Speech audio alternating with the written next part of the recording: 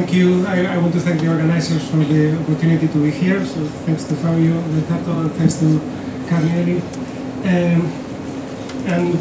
Well, my talk, the way I have prepared it is not presented historically. Maybe it would have been a good idea to give a historical presentation because this is a very old topic. There has been discussions of this during the whole of the 20th century, and it would have been possible to make it the other way. I have decided to present a few of my own ideas on this, so in a kind of more philosophical talk. And in fact, now that I know some of the people in the audience, maybe it would have been a good idea to give a more summary of second order logic, but in fact I didn't prepare it that way. So this is the outline.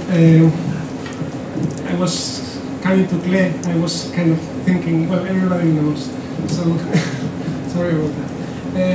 I want to make a few remarks about Tarskian semantics in the case of first order logic.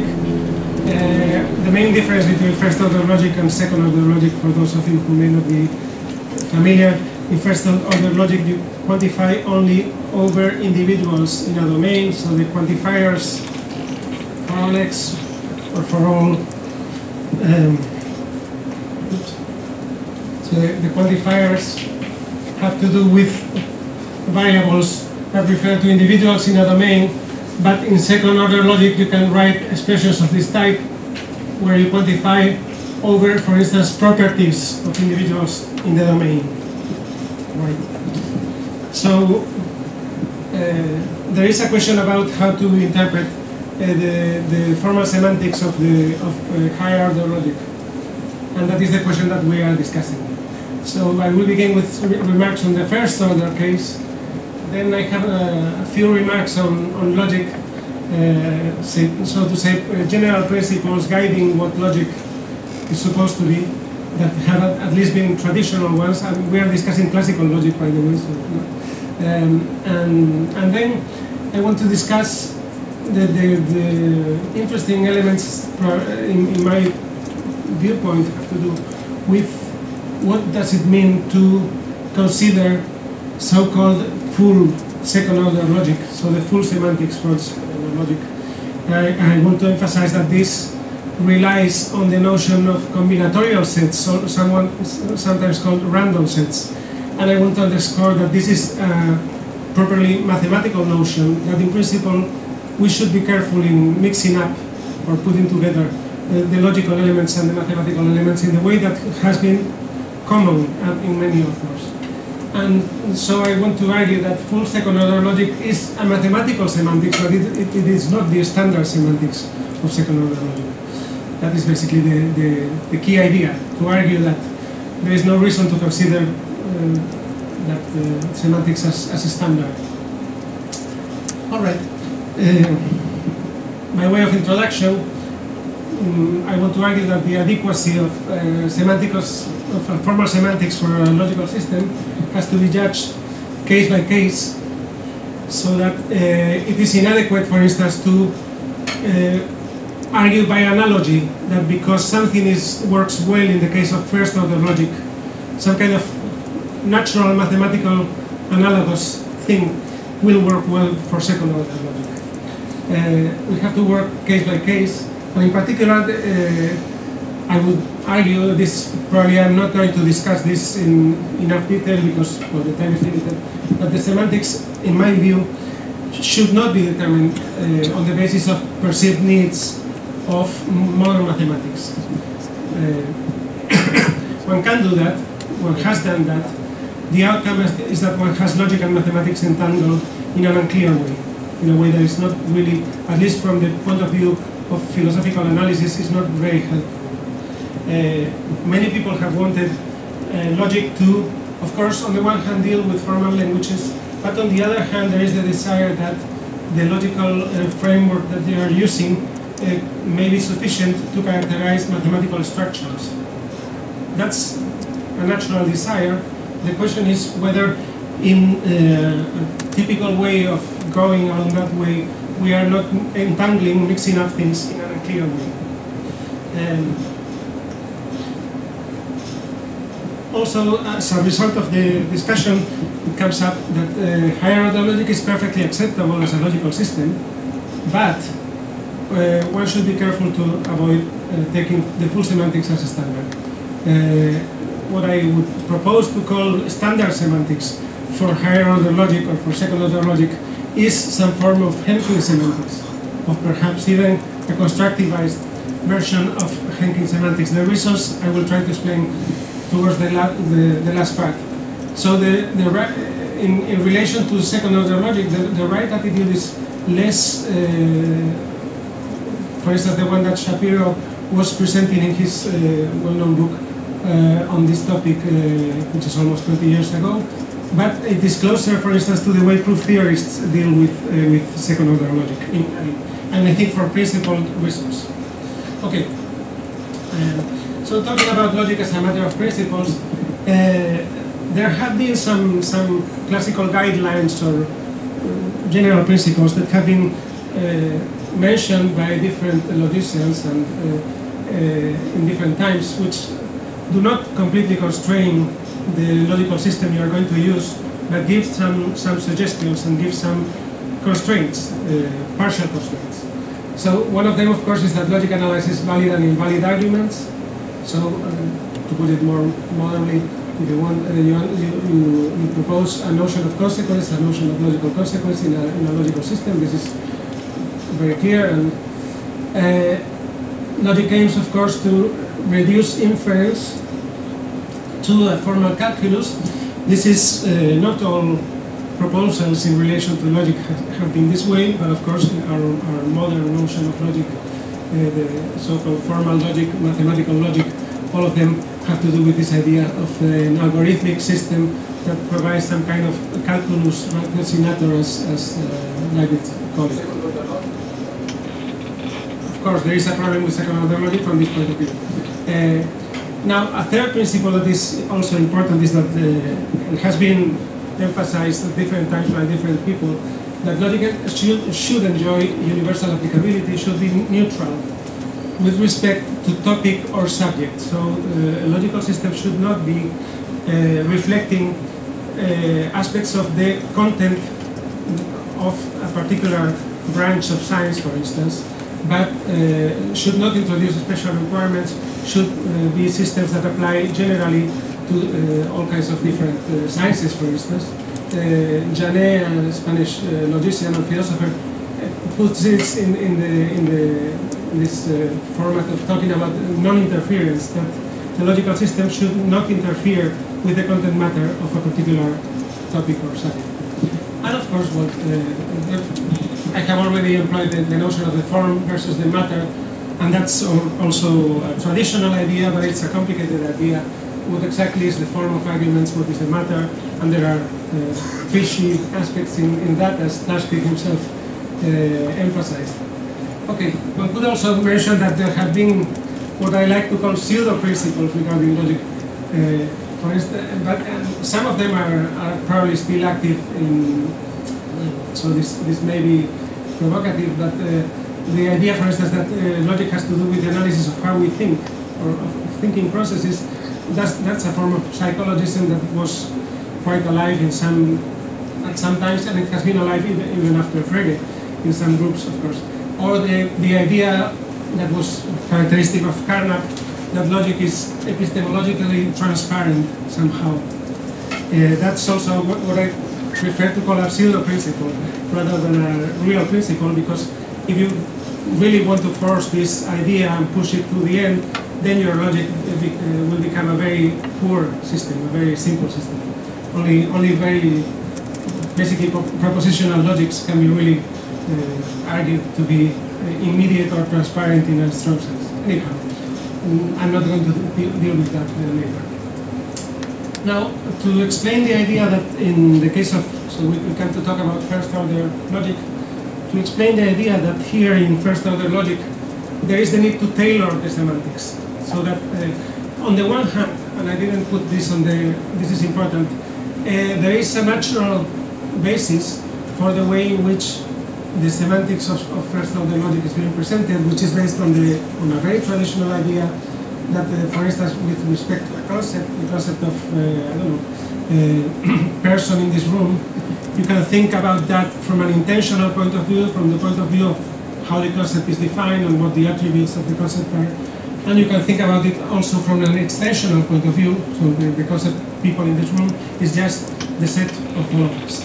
So this is, of course, this is behind the Tarskian semantics of first-order logic, and it's much older than that. This is an old principle that one can find in medieval logicians already. And it all makes the semantics of first-order logic also because of the way the other particles behave and the way they are analyzed.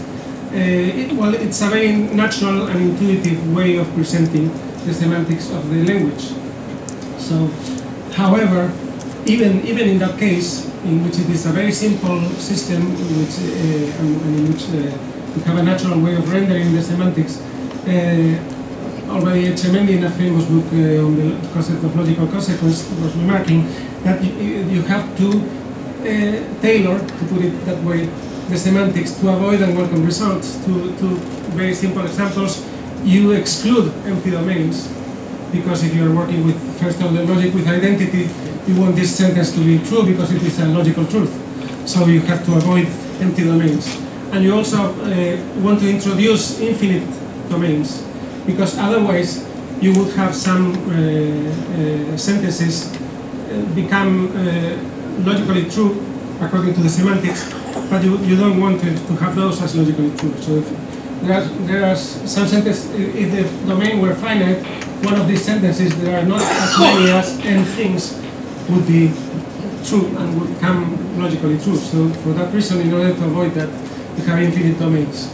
These are examples in which the semantics is being adjusted, so to say, to the case, and there is a particular fitting of the semantics to the particular case of this language and what you want to represent by means of the semantics. I'm going to skip this other point, which is, I think, an interesting one, but probably I prefer to save time.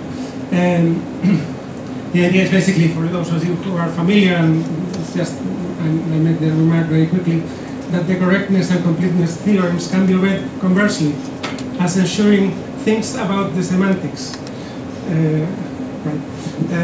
That's an interesting way of looking at things. So the Tarskian semantics, the conclusion is that the Tarskian semantics is very adequate and natural in this case. It provides a mathematical model of logical consequence in first-order logic due to particular features of the language and particular features of the set theory which is being employed. The idea is that simply for the reason that this works so well in the case of first-order logic, one should not be too quick in moving towards the higher order logic cases. We should even there be careful. Okay. Well, we can even move in a different way. I'm going to alter a little bit the order of the presentation. What is the problem with full second-order logic? This is simply the case in which we now we want to interpret a statement of the form for all P, where P is, for instance, a predicate. So you think of semantically this represents a set of elements in the domain. What does it mean to talk about for all P? Well, the full semantics considers that that in this case we are thinking about the power set of the domain. So the set of all sets of individuals in the domain is now what is behind. So when we say for all P, we mean for all possible sets of elements of the domain. Right? This is, of course, from the point of view of modern mathematics, if you are thinking from coming to logic from mathematics and coming to logic from set theory, it's probably a very natural way of a first thought, which is natural. The idea is that we have to resist this way of going. This is what I want to argue. And the reason for that is that I will claim that this involves a complete change, a totally idealized, it's not merely an idealized notion of a theory, it's a kind of transcendental notion of what a mathematical theory is. So the question is, what is a mathematical theory? Consider, or what applies to a mathematical theory applies to any other type of theory that we may normally want to represent by a logic. Consider, for instance, the theory of real numbers. We have some axioms having to do with algebraic operations. So you have plus and times, and you have basic numbers like 0 and 1, and you have a series of things having to do with the properties, the algebraic properties in that case. You have axioms for the ordering, so you have a less than relation, and you present some properties of this relation, how it behaves, also how it interacts with the algebraic operations, and you have some other things, like axioms of continuity.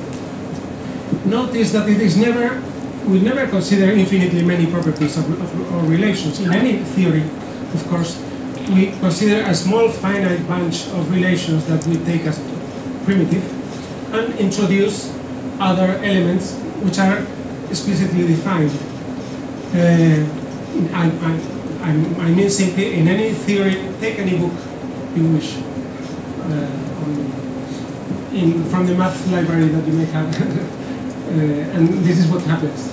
So introducing the full power set as the background and having quantified expressions like for all p, or there exists a p, where the p, the variables are meant to range over the full power set of the domain, is like something like introducing all possible properties. So in your theory, you are now going to talk about any possible property, and in a minute, when I come back to the other part of the presentation, it will become perhaps a bit more clear that this is meant in a very serious way by introducing the power set.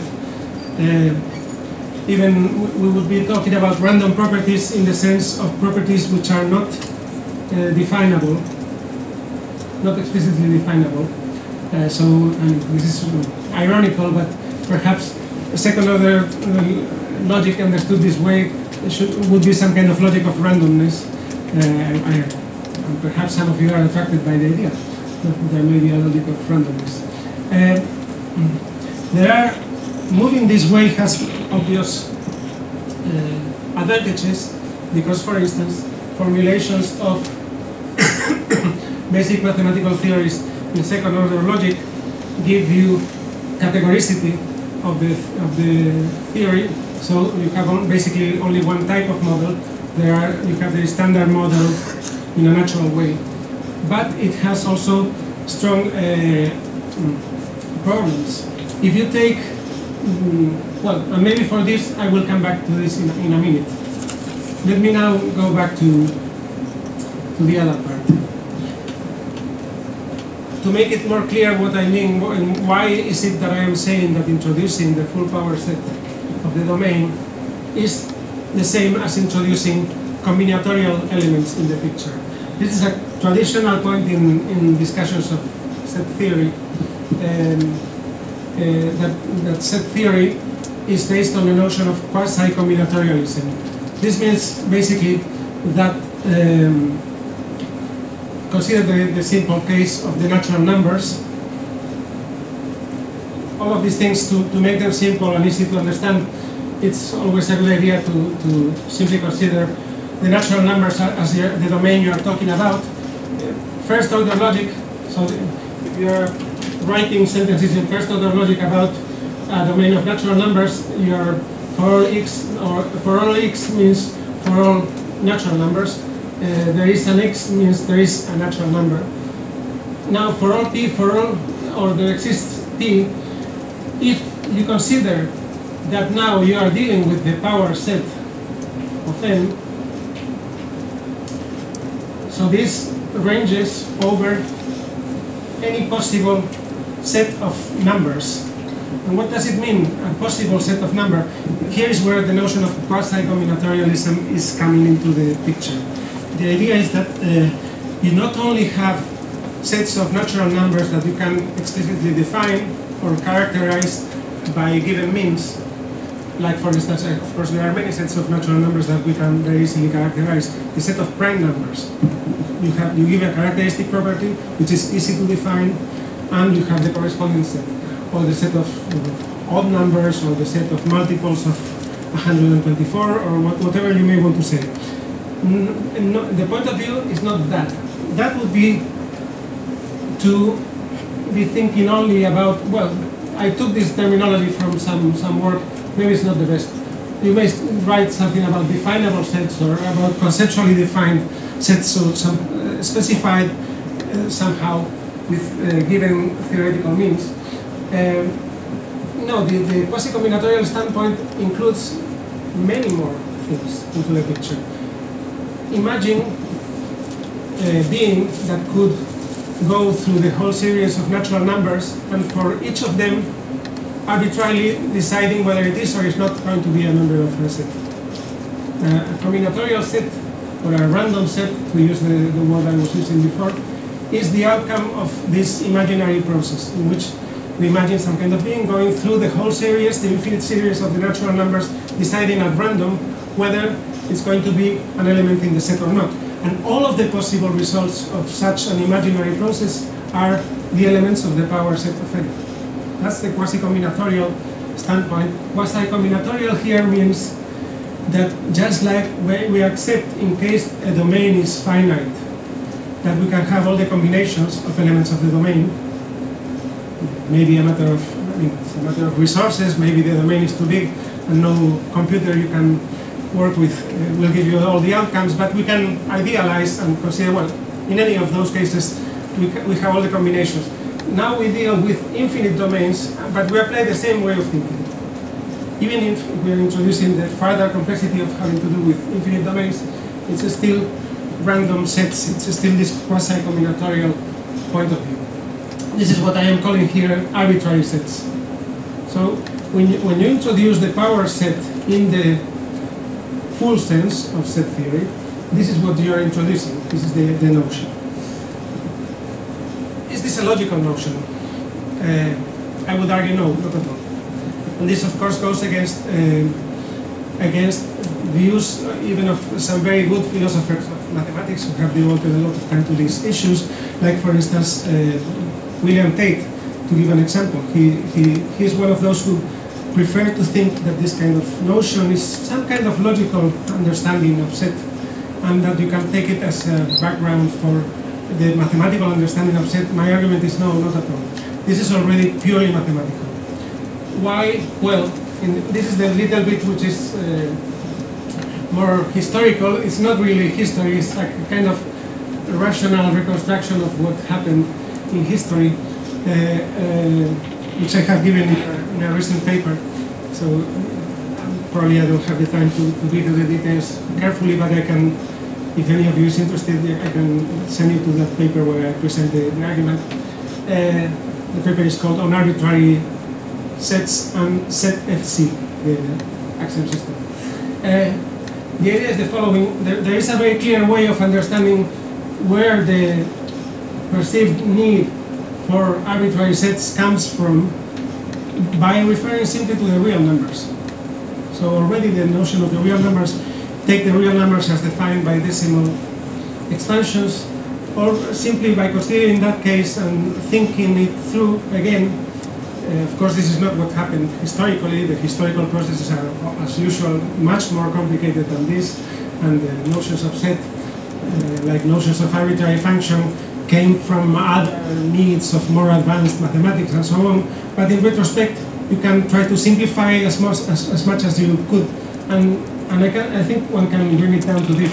The decimal expansions were, by the way, already used as a tool, and I think there is a big difference here, already from about the year 1000 by Arabic mathematicians, around 1600 in Europe. But there is an important shift that I suppose we have not yet completely understood when this tool becomes an object, which is to be safe sometime between 1700 and 1850. I don't know exactly when, I don't know who, and the process is complicated. Now, well, so the notion of Now consider, for instance, the real numbers in simply the unit interval from 0 to 1. So what you have is all the possible series of ciphers after the comma, right? So you, as you know from your basic knowledge of these things and incommensurable stuff and so on, you need to include infinite decimal expansions, and in the infinite decimal expansions, it's very easy to argue from a simple geometric argument that will take all the possible values at all possible places in the decimal expansion. So it's basically, you can look at this, the real numbers between 0 and 1, you can look at them from a model point of view as a sequence in which you have some function from the natural numbers taken in order to the ciphers, right? To the ciphers from 0 to 9. But this is the same. There is no, already Cantor saw this very clearly. This is the same as considering the case in which we are writing in binary notation. There is no difference. And then it's very easy to analyze the binary notation as giving you subsets of the natural numbers. This is very well known to anybody of you who has studied these things. You can, these functions you can read on the one hand as referring to all the possible real numbers in the unit interval, but on the other hand you can read them as the characteristic functions of subsets of the set of natural numbers, where you read, for instance, 1 as meaning it belongs to the set, and 0 as meaning it doesn't belong. So you can read those as giving you encoding, so to say, subsets of n. And we are already there. So coming from the decimal expansions of real numbers, we have come already to the notion of arbitrary subsets of the set of natural numbers. All of this, as I have devoted, I don't know to what extent these things are clear or not, and of course there's a lot that one can argue, but after devoting more than 20 years to studying these issues and studying development of logic, historical developments in logic in the last few centuries, and historical developments of mathematics having to do with set theory in the last few centuries, I can, all of this shows to me at least quite clearly that this has a very strong mathematical rationality, but it has very little to do with logic. In any kind of sense of logic which aims to remain close, to the way arguments are given about explicitly proposed theories and about inferences from explicitly given theories and all of that.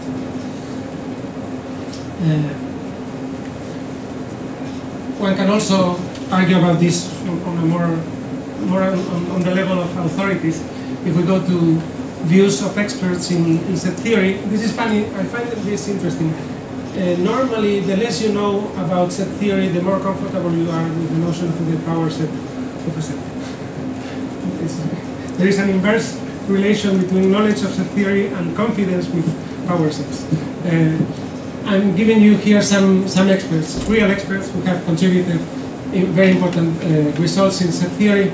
And for instance, Mostovsky, already many years ago, was writing, the intuitive notion of a set is too vague to allow us to decide whether the axiom of choice and the continuum hypothesis are true or false. By the way, the continuum hypothesis can be formulated in the simplest way as something having to do with this, just these two things here. So the easiest things that come into play when you apply second order logic in this full interpretation to the easiest kind of mathematical serious case you have to take into account, which is the natural numbers. This is why the continuum hypothesis here comes into play. I should explain probably anyhow. I hope you probably know a little bit about the continuum hypothesis. Everybody knows that it was a most important conjecture for Cantor. He tried for many years to prove it. He was not able. And set theorists ever since have been trying to prove it. There have been very recent proposals, even by the some of the greatest experts in the last 10 years. Those are quite unclear, being discussed and being developed in alternative ways. And the subject is open.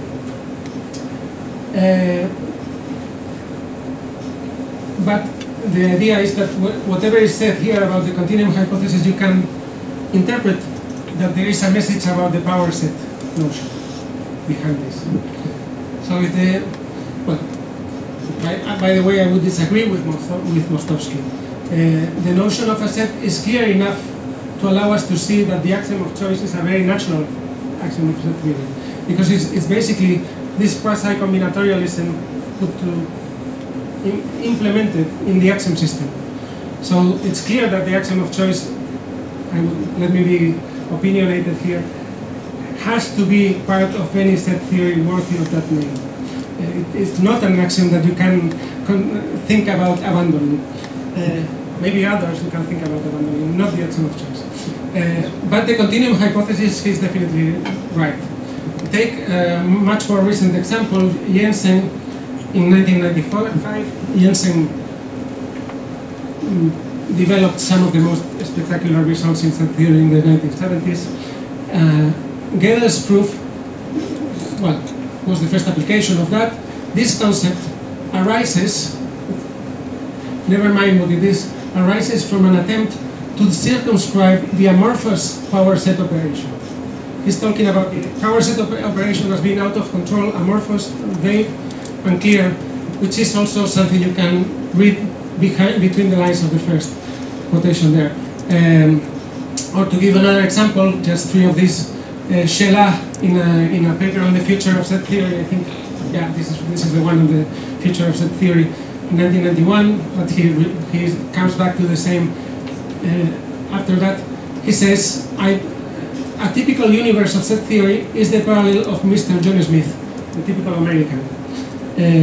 Because he thinks the universe of set theory is not like the sun, but more like a human being. So it's a significantly variable thing. My typical universe, he writes here, is quite interesting, even pluralistic. It has long intervals where the generalized continuum hypothesis holds, but others in which it is violated badly. This means that the power set operation is working in very uneven ways in different parts of the universe. So once again, behind we have this idea that there is something quite out of control behind the power set operation. Okay, so this is why I was saying that it involves to the introduction of second order logic in terms of this full semantics, and this depends on the semantics. It's the wrong semantics, I will argue. Second order logic is perfectly okay. Use it.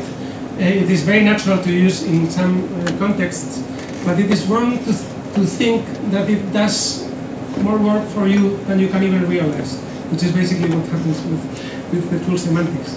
The logic is much cleverer than any human being, and I would suggest human beings of today, human beings of in 5,000 years, the logic is much more clever. But properly, so it has bonuses, but properly understood, the bonuses are a mirage. They are just, you think the logic fixes things for you, and that's it. It's very neat, very nice. Models are categorical. You can talk about the standard models. You want to talk about the standard models if you want to feel secure because there is a logical background behind that. Okay, introduce this logic, but this is all actually, I would say, a bit confused. Because of the reasons that I was giving before, if the semantics of driving the logic, this means that the logical consequence relation is the one determined by the semantics. So we have a logical principle of choice. The principle of choice becomes a matter of pure logic.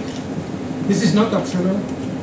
If you want to use the full semantics, you cannot now say, well, I use the full semantics, but I'm not going to introduce the principle of choice. This is kind of, it's a totally unstable position because you cannot go this way and yet not go that way. You will fall.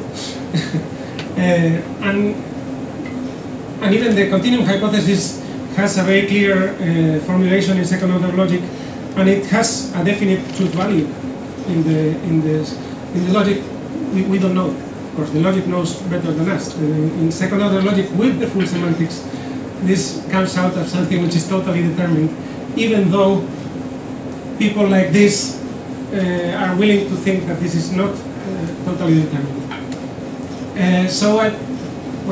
I don't know, probably I was not very successful within the limits of time to be clear, but I propose that the standard semantics for second order logic is, to make it simple, the Henkin semantics. This has technical disadvantages, of course, because then second order logic is no longer such a powerful thing, but they are actually